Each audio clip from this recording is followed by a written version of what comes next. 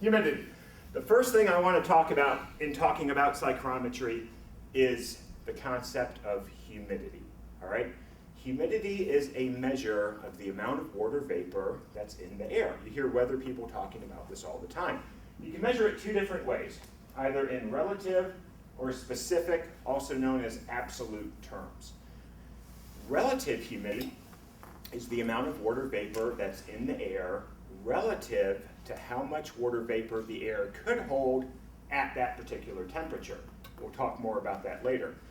Absolute or specific humidity is just the absolute amount of water vapor that's in the air, doesn't depend on temperature, it's just a ratio of mass or weight to mass and weight. So, let's talk about relative humidity first. Again, it's the amount of water vapor in the air relative to how much it can hold at that temperature. It's expressed as a percentage. When you hear the weather person reading the forecast or saying what the temperature and humidity is, X many degrees and so many percent relative humidity. It's always a percentage of what it can hold.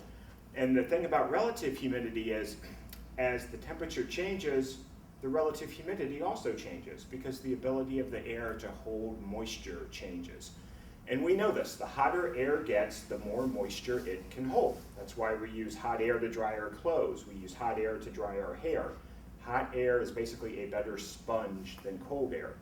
So by that same means, if you were to reduce the temperature of air, you would increase the relative humidity. If you increase the temperature of the air, you decrease the relative humidity. So let me give you an example of this. Here is a half-liter water bottle.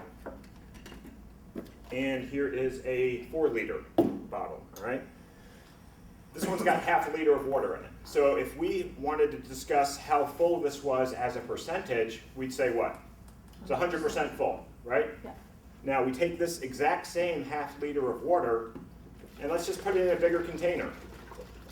You know, air gets hot, it expands, the size of the container changes. Now we have half a liter in roughly 4 liters.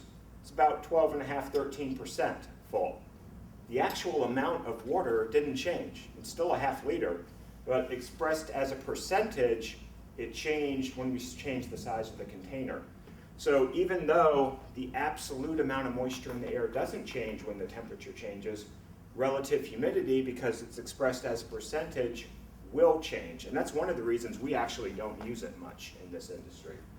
So for any visual learners, temperature goes up, relative humidity goes down. Temperature goes down, relative humidity goes up. So let's talk about something we do actually use in this industry. And let me back up. Just real quick example. 75-degree air, like room temperature, is holding half as much air as it could. Relative humidity is 50%, right? Half as much as it can hold. Now, specific humidity doesn't change when the temperature changes. It's a measure based on weight or mass.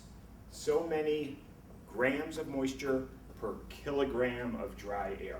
So if we take that example that I kind of skipped over but then ran back to quickly, 75 degrees and 50% relative humidity. You can calculate out that that has a specific humidity of 9.2 grams of water per kilogram of dry air. If you change the temperature, say to 90 degrees, the relative humidity will fall to 30% because now that the air is hotter, it's a better sponge, could hold more. The amount it has as a percentage is less.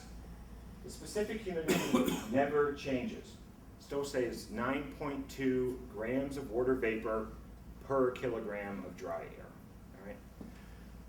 Visual learners, absolute or specific humidity, which is what we use in the drying industry. Temperature goes up, temperature goes down. That doesn't change. It's a way of measuring it to take out the skew caused by a change in temperature.